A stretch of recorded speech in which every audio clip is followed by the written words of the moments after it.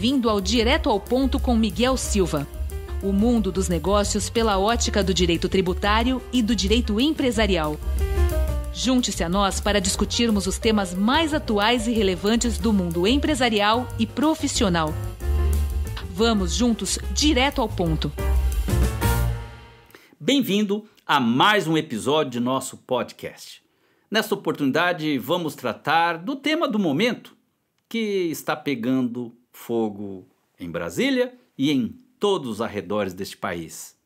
Pela relevância e impacto do tema, reforma tributária. Quero aqui discutir a questão do IBS, Imposto sobre Bens e Serviços, mas de maneira bem focada, do Conselho Federativo do IBS.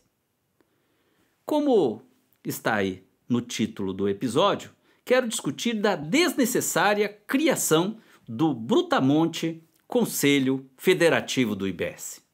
A reforma tributária apresentada ao Congresso Nacional para tramitação e aprovação por meio do substitutivo APEC 45/2019, disponibilizada em 23 de junho de 2023, propõe tributar o consumo por intermédio do IVA dual, ou seja, um tributo federal, assim reservado à União, e um tributo subnacional, portanto, em favor dos estados, Distrito Federal e municípios. O tributo federal seria denominado CBS, Contribuição sobre Bens e Serviços, o qual eliminaria os tributos federais, o IPI, o PIS/PASEP e a COFINS. Já o tributo subnacional seria designado IBS, Imposto sobre Bens e Serviços. Este substituiria o ICMS, que é estadual, e o ISS, que é municipal. Foquemos no IBS, mais especificamente no polêmico, controvertido, questionável Conselho Federativo do IBS, ressaltando que o teor da proposta do tributo federal CBS nada mais é do que uma ressurreição. Entenda, uma versão requentada do projeto de lei número 3.887, apresentado ao Congresso Nacional em 2020, agora com áurea constitucional. Pois bem, o IBS dos entes subnacionais seria instituído por lei complementar e a administração do IBS seria, no modelo do substitutivo da PEC 45/2019, por meio de novo órgão público intitulado Conselho Federativo. Este órgão também criado e regido por lei complementar.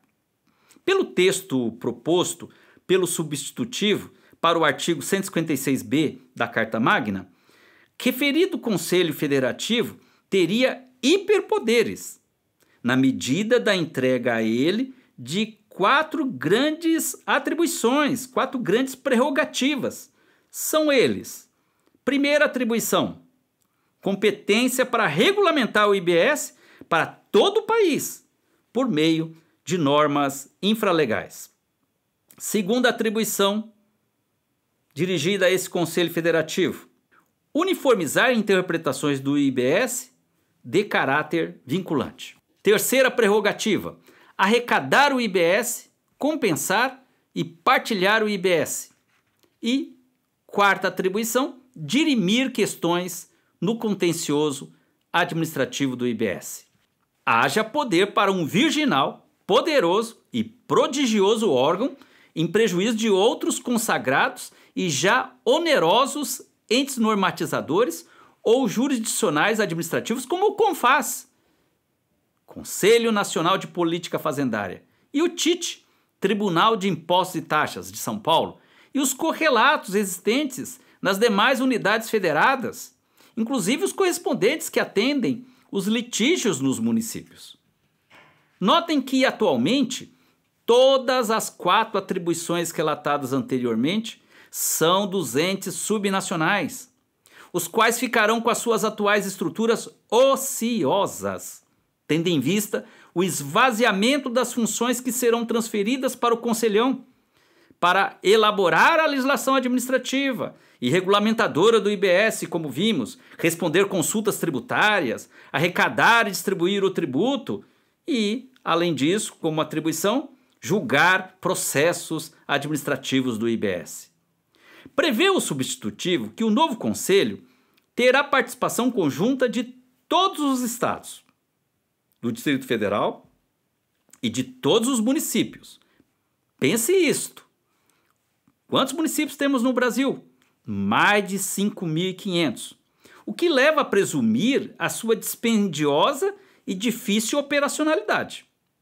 Na prática, as deliberações do Conselho dependerão de acordo entre todos os entes subnacionais, em especial entre os estados, e havendo divergências, e certamente ocorrerão, os entes menos influentes, tais como os municípios menores, não terão voz ativa.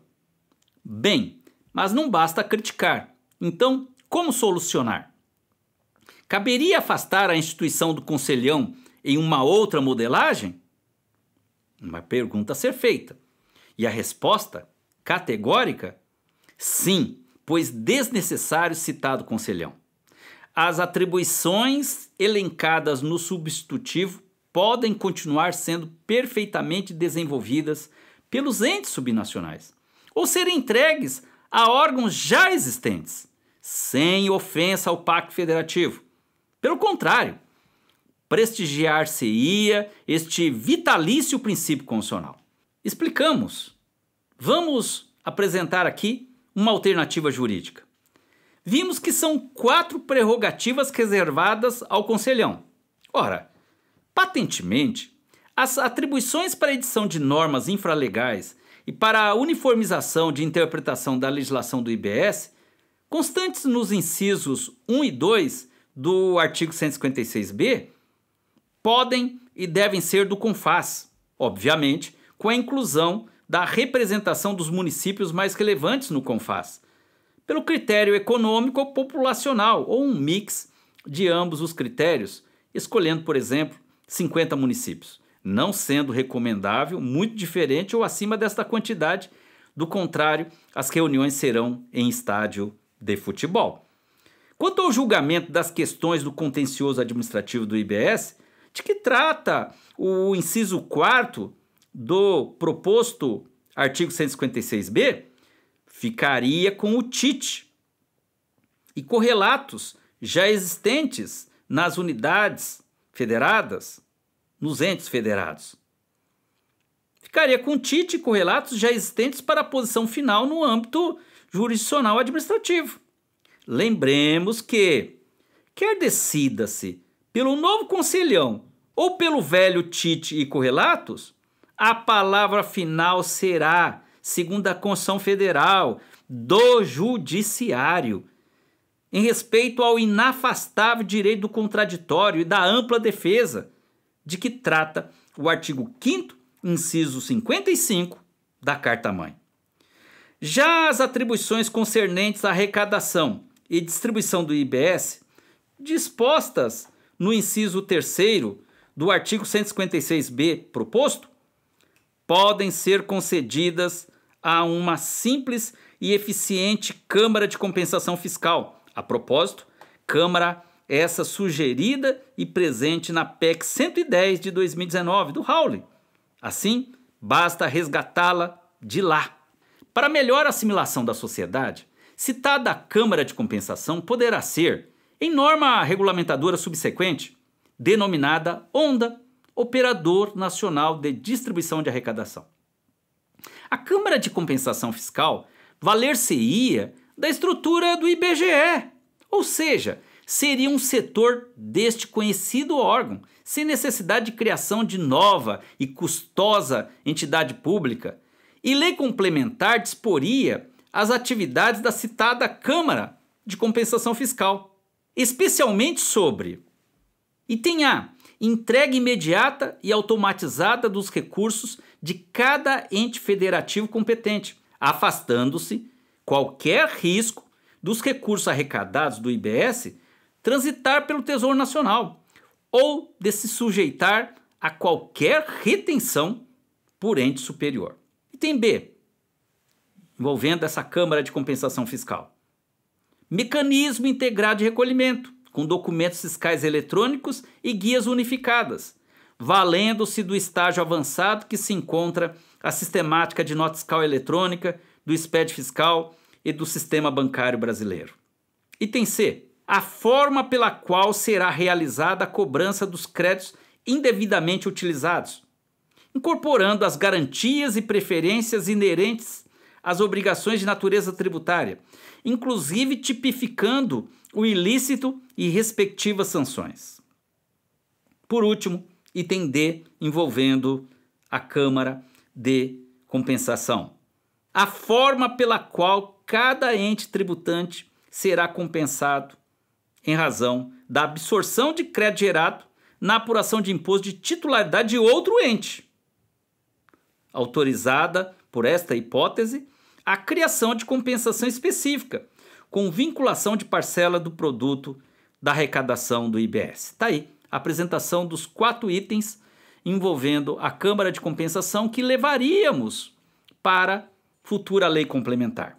Do exposto, com a atuação coordenada do CONFAS e de uma Câmara de Compensação vinculada ao IBGE, não haveria motivo para criar um brutamonte com previsível letargia e mais, potencialmente pernicioso, como o pretenso Conselho Federativo do Substitutivo da PEC 45/2019, como lá está formulado.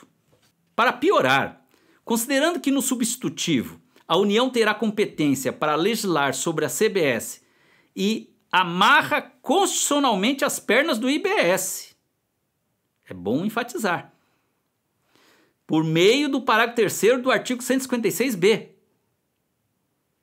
Basta ir para lá. Por meio do parágrafo 3º do artigo 156b, há uma amarra constitucional das pernas do IBS. A lei complementar do IBS não poderia, a rigor, conter dispositivos diferentes da CBS, regras estabelecidas pela União. Olha isso. Desse modo, a reforma delineada no substitutivo se afasta concretamente de um IVA genuinamente dual, em prol do Pacto Federativo, que é isso que se pregou. Tendo em vista que a União deterá a competência material para legislar sobre os elementos nucleares de incidência do CBS e, por via reflexa, também do IBS, retirando a autonomia dos estados e municípios, em ofensa àquilo que se busca prestigiar, ou seja, o Pacto Federativo. Note-se o cabal antagonismo. E mais, considerando que o Conselho Federativo seguirá as interpretações da lei em harmonia com a CBS da União para o IBS, esvazia-se até a atuação dos estados e municípios nesse particular. Por tudo isso, o texto, da forma como se encontra, ele não estaria pronto o suficiente para seguir a votação. Caberia aí esses ajustes que aqui relatei, analisei, e só aí caberia levar para a votação. Por tudo isso, o texto não está pronto o suficiente para seguir a votação com responsabilidade que o tema exige, carecendo de substantivos ajustes, especialmente no que diz respeito à criação do novel e dispensável Conselho Federativo, trazendo em seu bojo potencial nocividade ao Estado Federativo e à governança republicana deste país, o que elevaria em muito o grau de contencioso tributário com discussões longas e penosas nos tribunais superiores, aumentando o custo Brasil, ao invés de reduzi-lo, como se almeja com a tida reforma simplificadora. Que o Congresso Nacional haja com sensatez e espírito simétrico à mãe de todos e de tudo, que é a Constituição Federal, e não implante o Conselho Federativo, da forma como se apresentou no substitutivo, apoiando-se, então, em uma alternativa jurídica mais sólida, eficiente e bem menos dispendiosa. Deve-se buscar, então, esses ajustes e só aí levar para a votação. Em especial, criando uma Câmara de Compensação Fiscal. Passa da hora de termos nesse país uma Câmara de Compensação Fiscal visando simplificação, visando facilitar a arrecadação, a distribuição e a partilha, no caso do IBS. A propósito, no que diz respeito à Câmara de Compensação Fiscal, deixo aqui uma dica para todos os que me ouvem. Este episódio do nosso podcast se ancora em artigo publicado no site do Instituto Atlântico.